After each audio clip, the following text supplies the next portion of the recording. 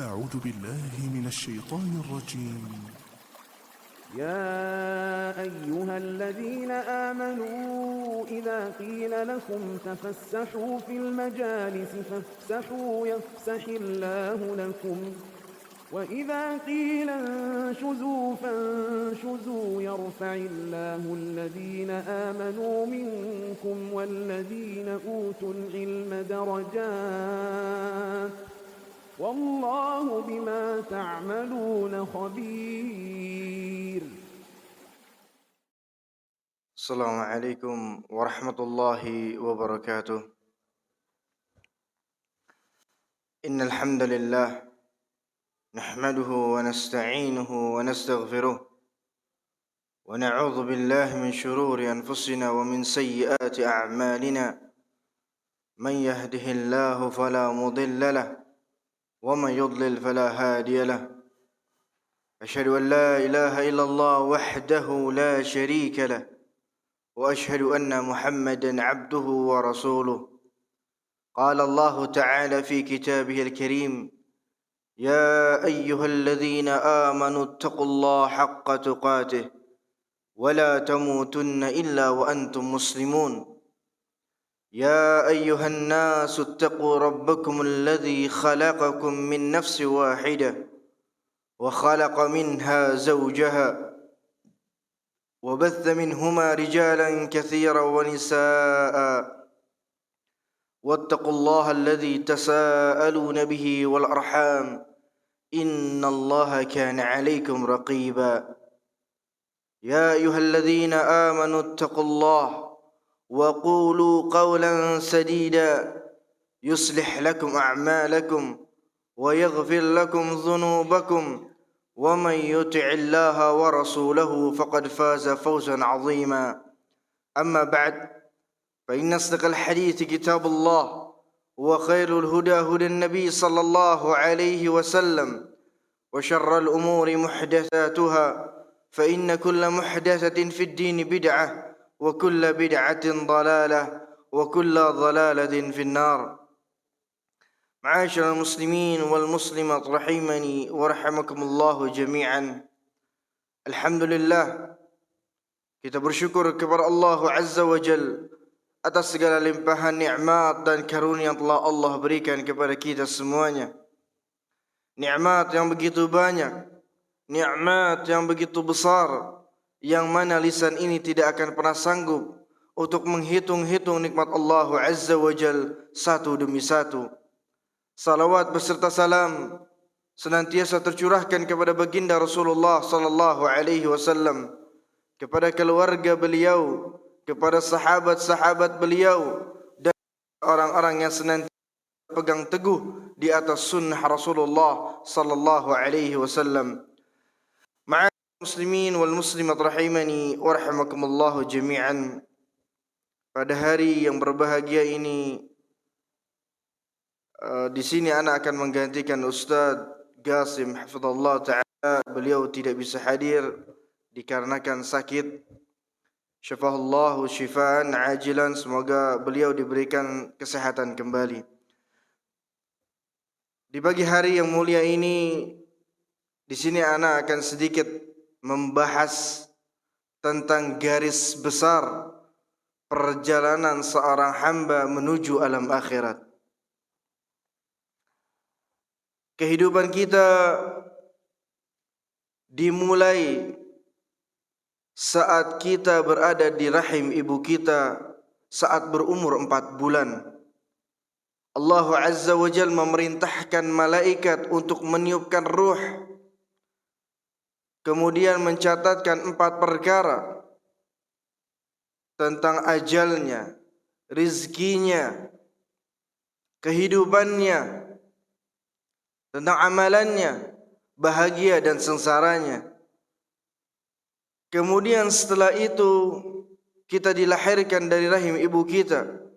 Kita hidup beberapa lama, beberapa saat, dan kemudian kita pun akan menemui sebuah kenyataan yang pasti, sebuah kenyataan yang tidak bisa dihindari, yaitu kematian. Setiap dari kita pasti akan merasakan kematian. Setiap dari kita pasti akan bertemu dengan ajalnya. Tidak ada seorang pun yang dapat lari dari kematian. Allah Azza wa Jalla berfirman di dalam surat Al-Imran ayat 185, "Kullu nafsin dha'iqatul maut wa innama tuwaffawna ujurakum yawmal qiyamah faman zuhzi'a 'anil nar wa udkhilal jannata faqad faz wa mal hayatud dunya illa mata'ul ghurur." Setiap jiwa pasti akan merasakan kematian, dan pada hari kiamatlah akan disempurnakan pahala kalian. Barang siapa yang dijauhkan dari api neraka dan dimasukkan ke dalam surga, sungguh ia telah beruntung, dan kehidupan dunia hanyalah kehidupan yang memperdayakan. Dan Allah Azza wa Jalla juga berfirman di dalam surat Al-A'raf ayat 34, وَلِكُلِّ أُمَّةٍ أَجَلٌ فَإِذَا جَاءَ أَجَلُهُمْ لَا يَسْتَأْخِرُونَ سَاعَةً وَلَا يَسْتَقْدِمُونَ. Setiap umat memiliki ajal, memiliki batas waktu, dan apabila telah tiba ajal mereka, mereka tidak dapat mengakhirkannya ataupun memajukannya walaupun hanya sesaat. Maka perjalanan kita di dunia hanyalah perjalanan yang singkat. Perjalanan kita yang sebenarnya adalah perjalanan setelah kita diwafatkan oleh Allah menuju alam akhirat. Sebuah perjalanan yang panjang, sebuah perjalanan yang berat, sebuah perjalanan yang sulit. Maka hendaknya setiap dari kita benar-benar memperhatikan serta mempersiapkan bekal dengan sebaik-baiknya untuk hari setelah kematian. Karena hari itu datangnya begitu cepat, seiring cepat berlalunya usia manusia. Allah Azza wa Jalla berfirman di dalam surat Al-Hasyr ayat yang ke-18, "Ya ayyuhalladzina amanu taqullaha wal tanzur nafsum ma qaddamat lighad wattaqullaha innallaha khabirum bima ta'malun." Wahai orang-orang yang beriman, bertakwalah kepada Allah, dan hendaklah setiap diri memperhatikan apa yang telah diperbuatnya untuk hari esok, yaitu hari akhirat. Dan bertakwalah kepada Allah, sesungguhnya Allah Maha mengetahui apa yang kalian kerjakan. Perjalanan kita dimulai di saat kita diwafatkan oleh Allah Azza wa Jalla, kemudian kita masuk ke dalam kubur.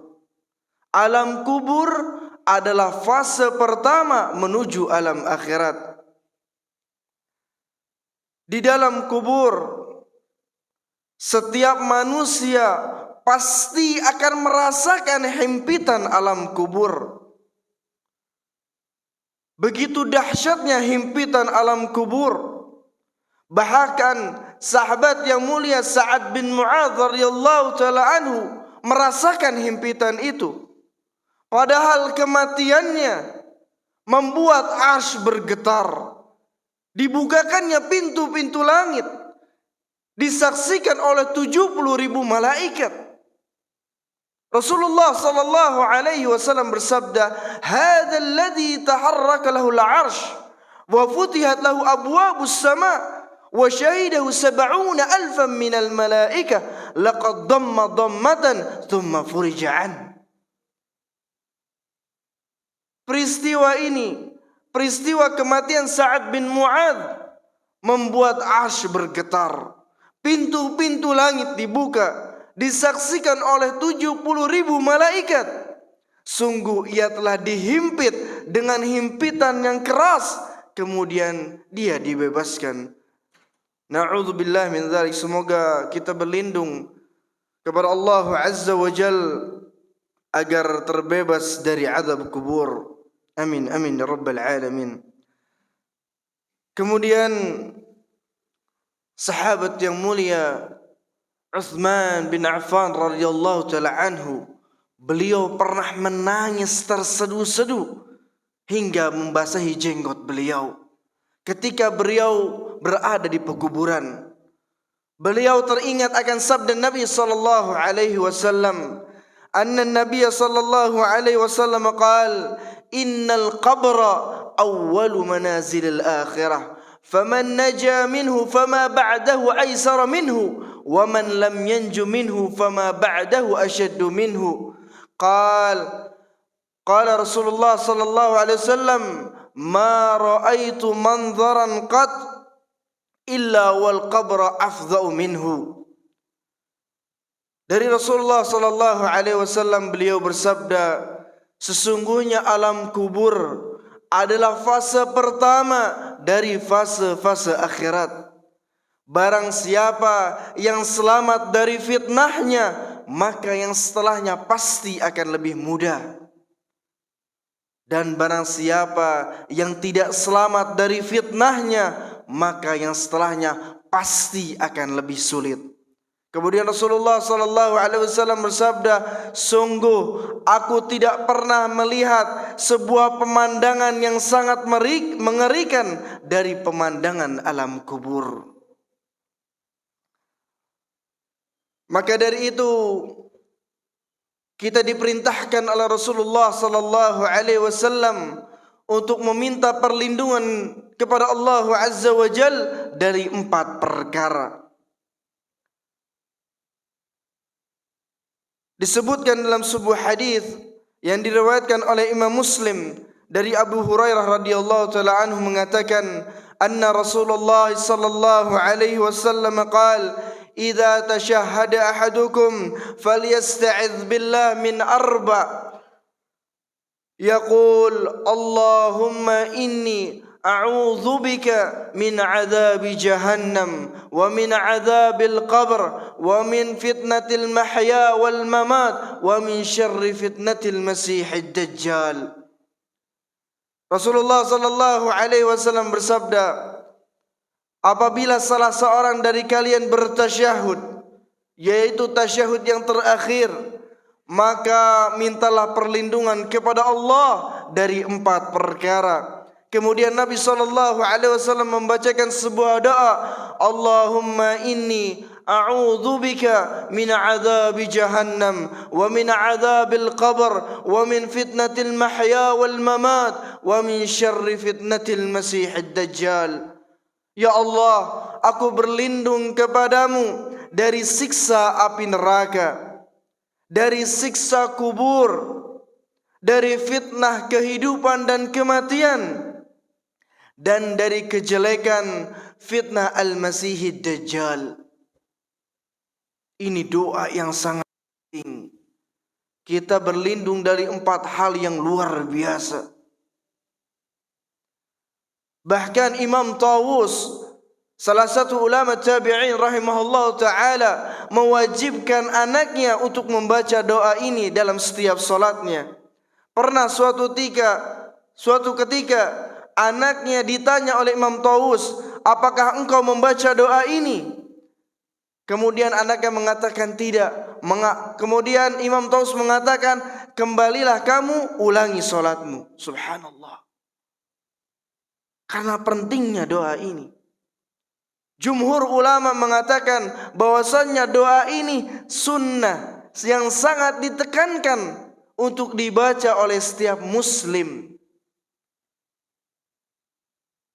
Ketika kita tasyahud yang terakhir, sebelum salam, baca doa ini. Berlindung dari 4 hal yang sangat luar biasa. Yang belum hafal dihafalkan, dipraktekkan. Karena ini doa yang sangat besar, doa yang sangat agung.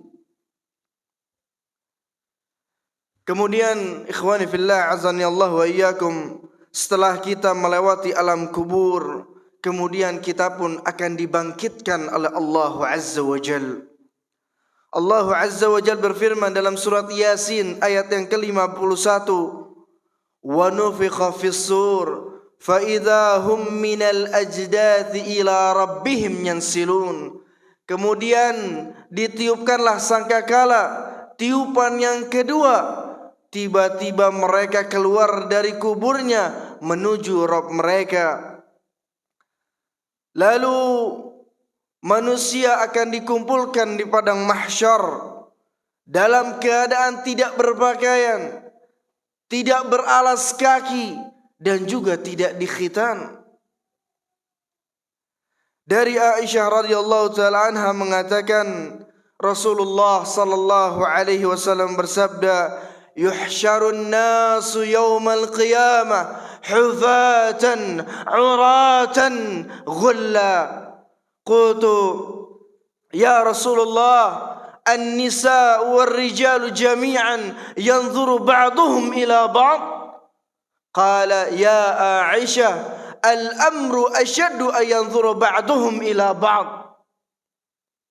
Nabi SAW bersabda, manusia kelak akan dibangkitkan, akan dikumpulkan pada hari kiamat oleh Allah Azza wa Jal dalam keadaan telanjang, tidak beralas kaki, dan juga tidak dikhitan. Kemudian Aisyah radhiyallahu taala anha mengatakan, "Wahai Rasulullah, perempuan dan laki-laki semuanya mereka akan saling melihat satu sama lainnya." Kemudian Rasulullah sallallahu alaihi wasallam bersabda, "Wahai Aisyah, perkara pada hari itu sangatlah dahsyat daripada mereka melihat satu sama yang lainnya." Pada hari itu hari yang sulit, hari yang berat. Manusia tidak akan memikirkan yang lainnya. Yang mereka pikirkan bagaimana mereka selamat. Yang mereka pikirkan adalah apakah mereka termasuk dari penghuni surga ataukah penghuni neraka. Na'udzubillah min dzalik. Mereka sibuk dengan diri mereka sendiri. Mereka tidak akan pernah memikirkan orang lain. Mereka tidak memikirkan anaknya. Mereka tidak memikirkan pasangannya. Mereka tidak akan memikirkan orang tuanya. Yang mereka pikirkan hanya diri mereka sendiri. Apakah mereka akan selamat dari azab Allah Azza wa Jalla? Maka pada hari itu matahari akan didekatkan oleh Allah Azza wa Jal di atas seluruh makhluknya dan jaraknya hanya 1 mil. Pada hari itu seluruh manusia akan mengeluarkan keringatnya dan keringat mereka keluar sesuai dengan amalan-amalan mereka. Perjalanan kita tidak hanya terhenti sampai di situ saja. Kemudian kita pun akan dihisab oleh Allah Azza wa Jal, hari di mana Allah Azza wa Jal akan menampakkan, memberitahukan tentang amalan kebaikan kita serta amalan keburukan kita di hadapan seluruh makhluknya. Dan hisab dibagi menjadi 2 pengertian. Yang pertama yang disebut dengan al-arad. Apa itu al-arad? Yaitu penampakan dosa dan pengakuan. Hisab yang pertama yaitu disebut dengan al-arad, penampakan dosa dan pengakuan. Inilah yang disebut dengan hisab yang mudah. Ini yang disebut dengan hisab yang mudah. Ditampakkannya dosa-dosa seorang mukmin dan tidak dibuka di hadapan makhluknya. Dirahasiakan oleh Allah Azza wa Jalla. Kemudian setelah itu hamba tersebut mengakui dosa-dosanya dan diampuni oleh Allah Azza wa Jalla. Allahu Akbar. Ini adalah hisab yang mudah. Ketika hamba tersebut mengakui dosa-dosanya, kemudian Allah pun mengampuninya begitu saja. Subhanallah. Diriwayatkan oleh Ibnu Umar radhiyallahu taala anhuma bahwa ada seorang laki-laki bertanya kepada Ibnu Umar, bagaimana anda mendengar sabda Rasulullah sallallahu alaihi wasallam tentang an-najwa, yaitu bisikan hari kiamat? Kemudian Ibnu Umar mengatakan, yadnu ahadakum min rabbih حتى يضع كنفه عليه فيقول عملت كذا وكذا فيقول نعم ويقول عملت كذا وكذا فيقول نعم فيقرره ثم يقول إني سترت عليك في الدنيا فأنا أغفرها لك اليوم.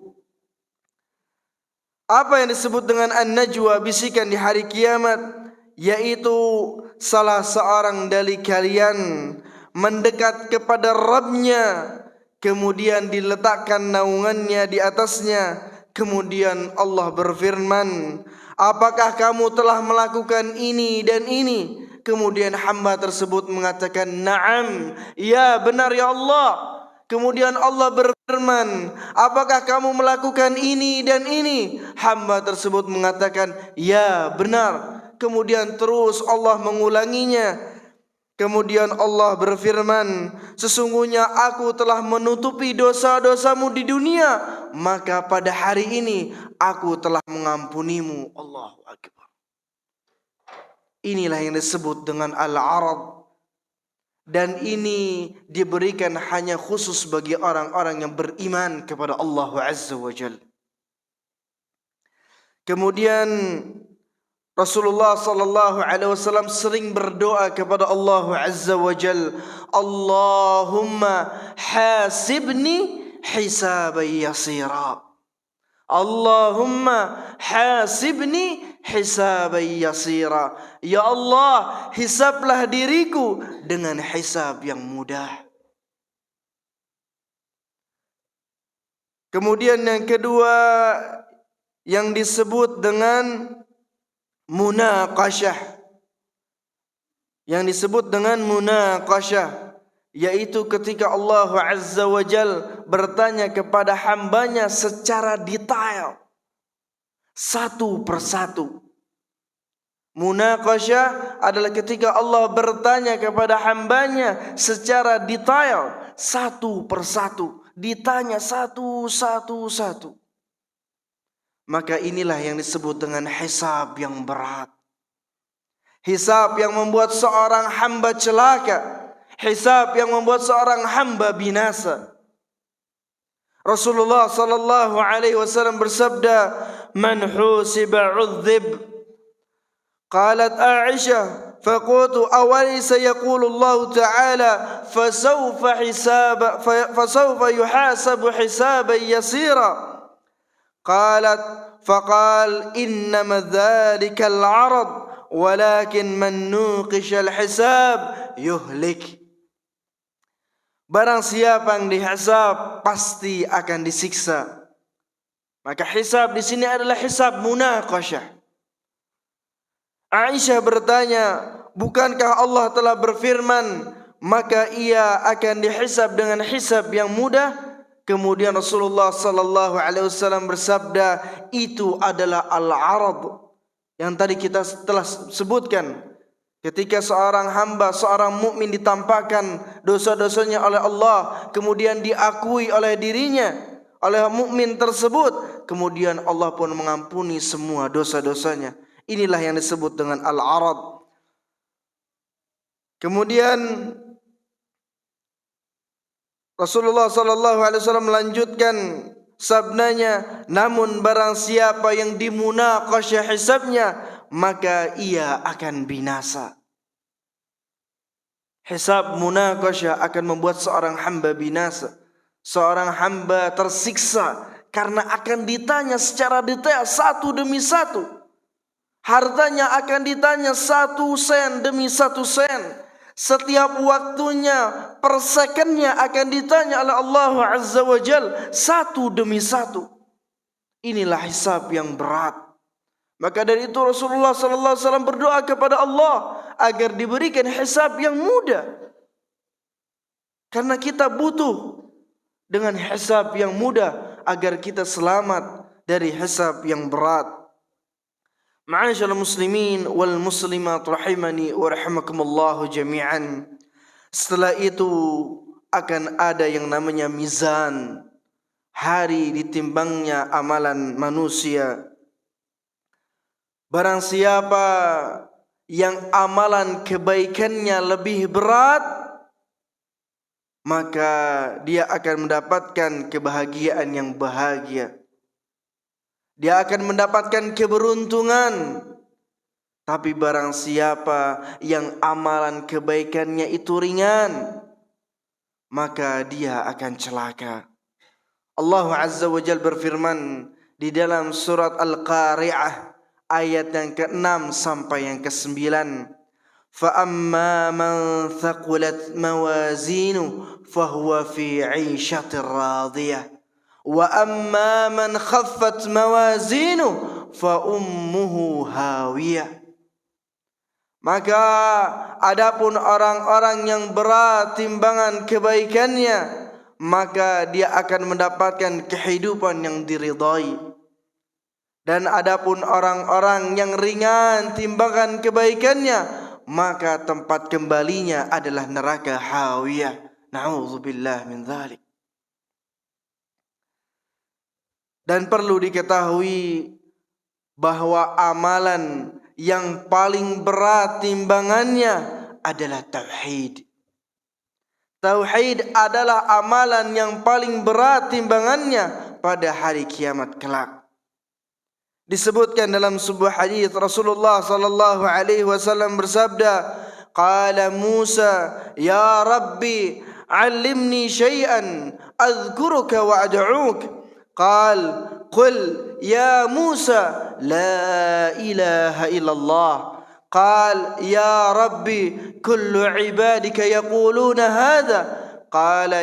قال قل يا موسى لو أن السماوات السبع وعامرهن غيري والأرض سبع في كفة ولا إله إلا الله في كفة مالت بهن لا إله إلا الله.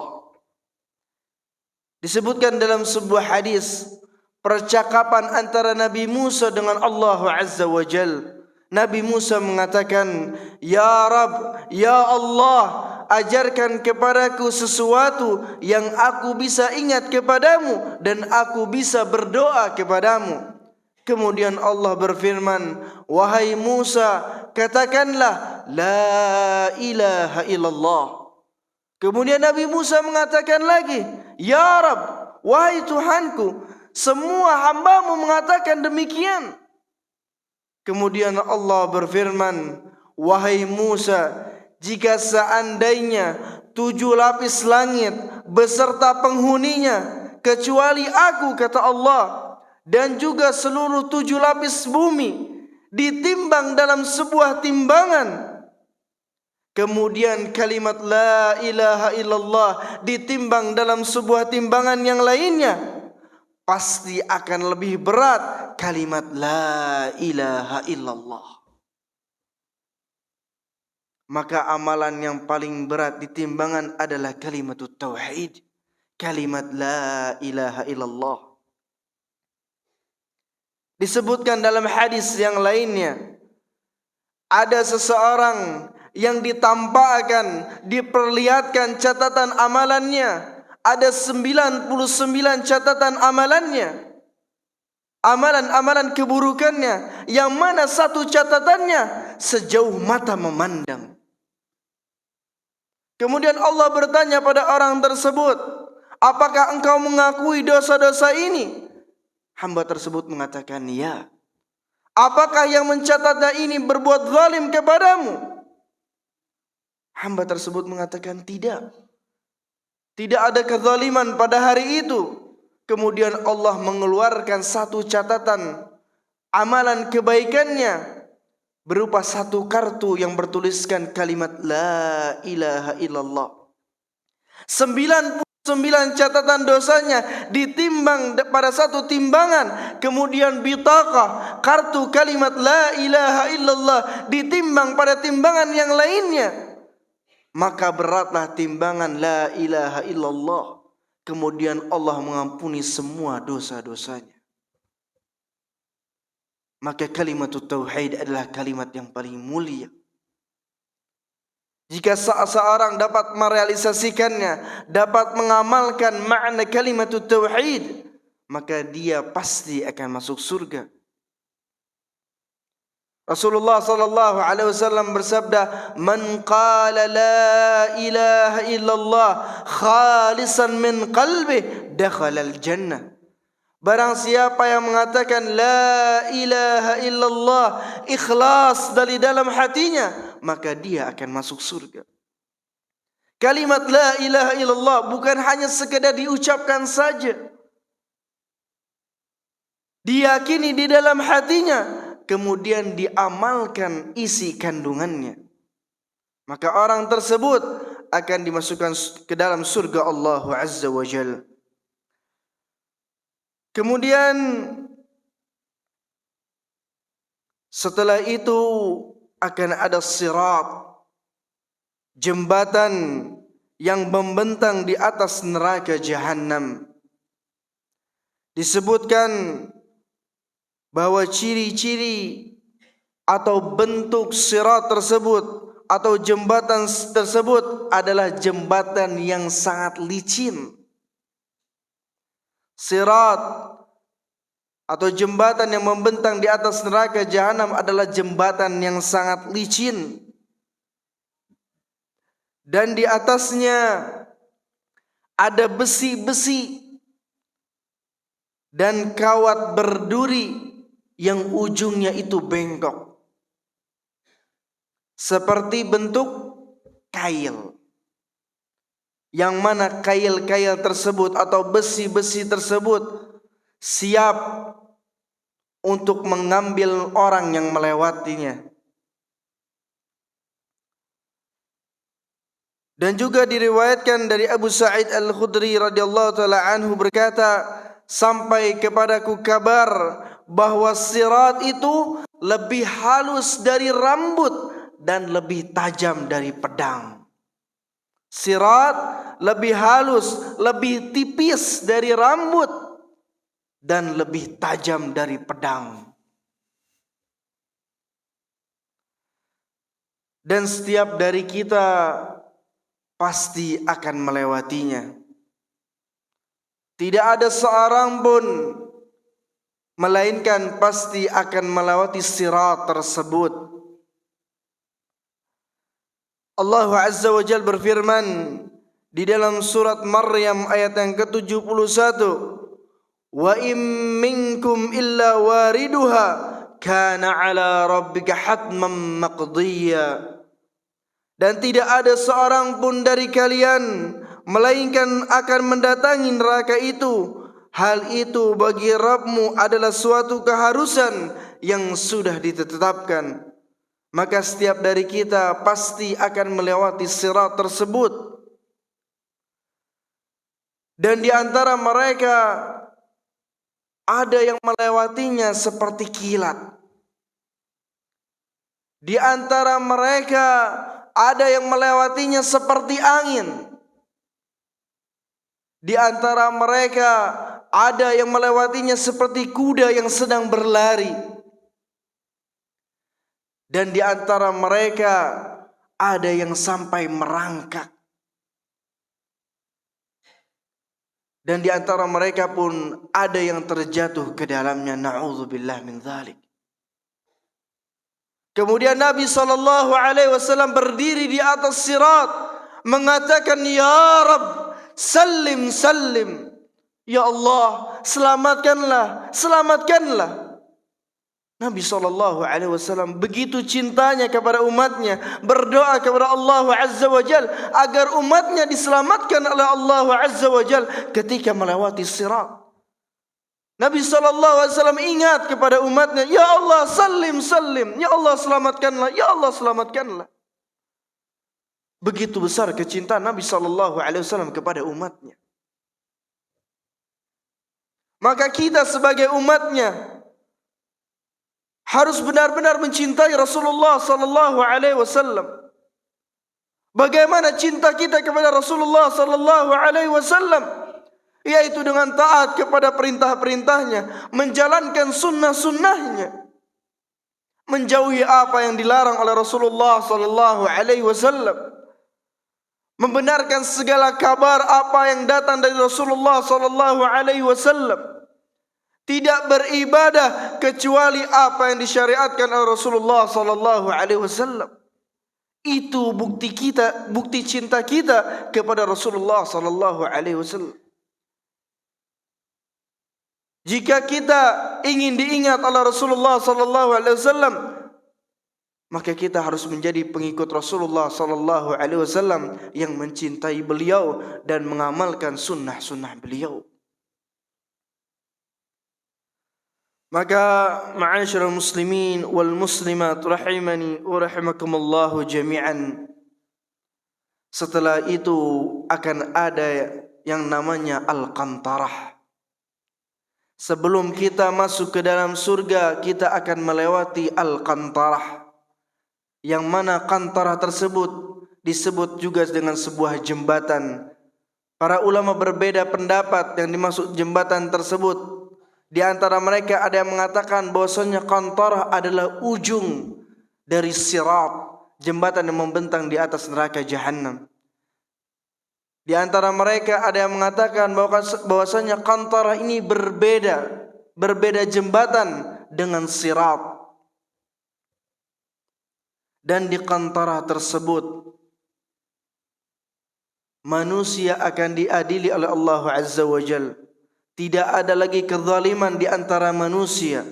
Semua akan ditegakkan haknya.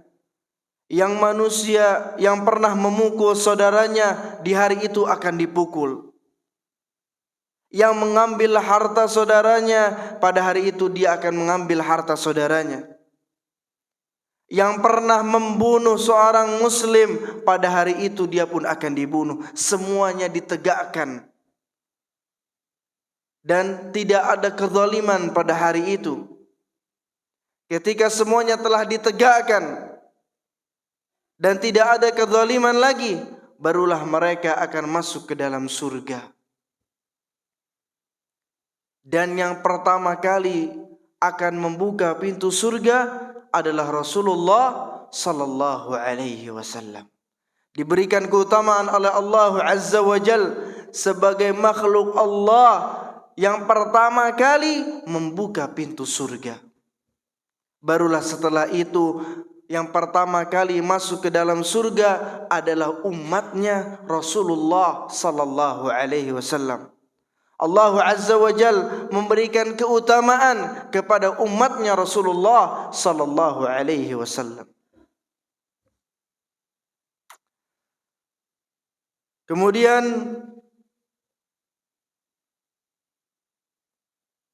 karena keagungan, karena dahsyatnya perjalanan menuju alam akhirat,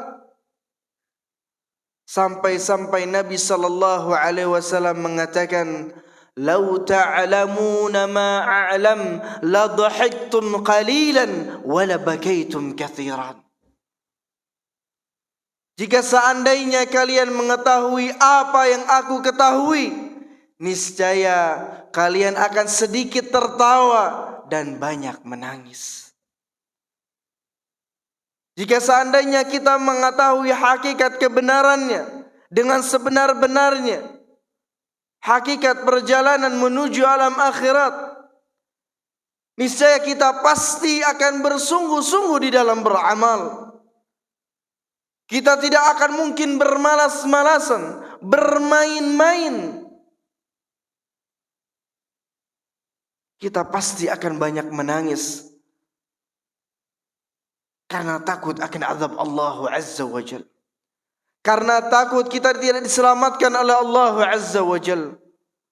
Begitu dahsyatnya alam kubur, begitu dahsyatnya hisab, begitu dahsyatnya sirat. Maka kita butuh perlindungan kepada Allah Azza wa Jalla.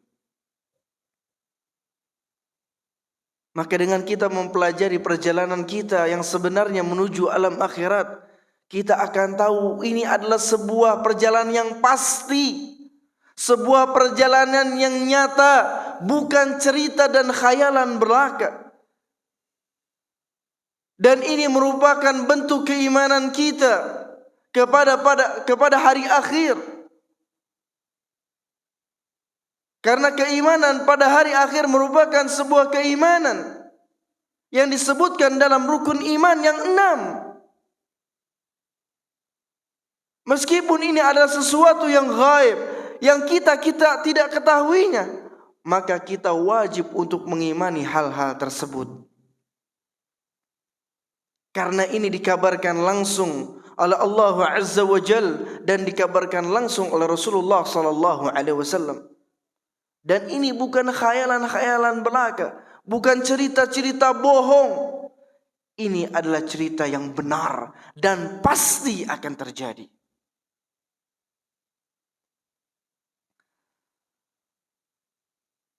Maka perjalanan kita di akhirat merupakan sebuah perjalanan yang panjang, sebuah perjalanan yang berat, sebuah perjalanan yang sulit. Maka dari itu kita perlu untuk mempersiapkan bekal dengan sebaik-baiknya untuk hari setelah kematian kita. Bekal yang akan kita bawa nanti di hadapan Allah Azza wa Jal. Ibnu Umar radhiyallahu ta'ala anhu mengatakan, "Idza amsayta fala tantadhiru as-sabah wa idza asbahta fala tantadhiru al-masa. Khudh min sihhatika li maradik wa min hayatika li mautik." Jika engkau berada di sore hari, maka janganlah engkau menunggu datangnya pagi hari. Jika engkau berada di pagi hari, maka janganlah engkau menunggu datangnya sore hari. Artinya apa? Kita diperintahkan untuk segera di dalam beramal saleh. Jangan kita menunda-nunda di dalam kita beramal. Khudh min sihhatika li maradik. Manfaatkanlah waktu sehatmu sebelum datang waktu sakitmu. Manfaatkanlah waktu hidupmu sebelum datang waktu kematianmu. Allah Azza wa Jal masih memberikan kita kesempatan. Allah Azza wa Jal masih memberikan nikmat sehat kepada kita. Allah Azza wa Jal masih memberikan kehidupan kepada kita. Maka manfaatkanlah dengan sebaik-baiknya. Beramallah dengan sebaik-baiknya. Kumpulkanlah bekal dengan sebanyak-banyaknya.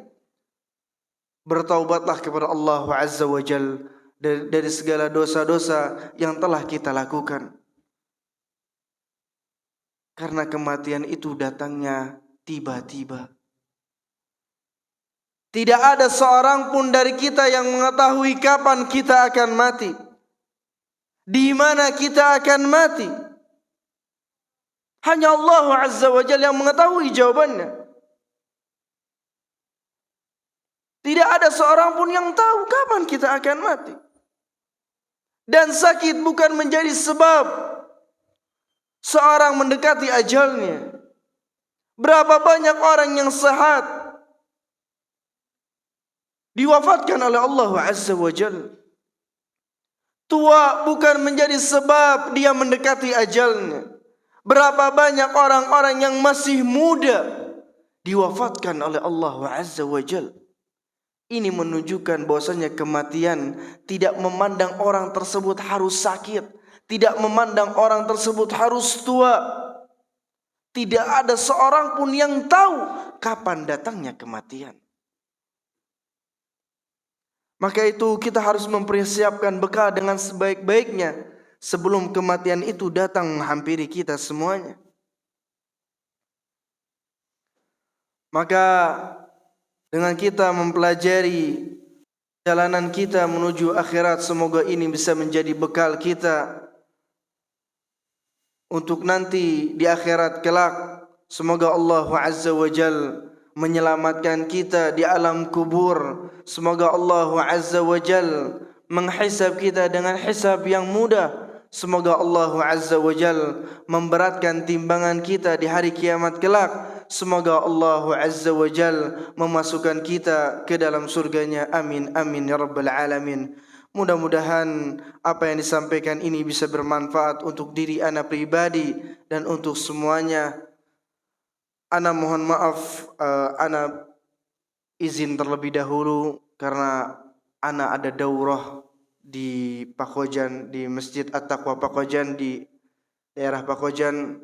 Jadi ana izin terlebih dahulu untuk pulang terlebih dahulu karena ana akan menghadiri daurah ilmu waris. Tafadhol yang mau datang dipersilahkan, insyaallah dimulai jam 8 pagi sampai jam 4 sore. Ini bisa berlaku untuk ikhwan dan akhwat ya. Untuk ikhwan ada di lantai 1 dan untuk akhwat ada di lantai 2. Ya mungkin ini saja yang bisa ana sampaikan, kurang lebihnya ana mohon maaf. Kita tutup dengan doa kafaratul majlis. Subhanakallahumma wa bihamdik asyhadu an la ilaha illa anta astaghfiruka wa atubu ilaik. Wassalamu alaikum warahmatullahi wabarakatuh.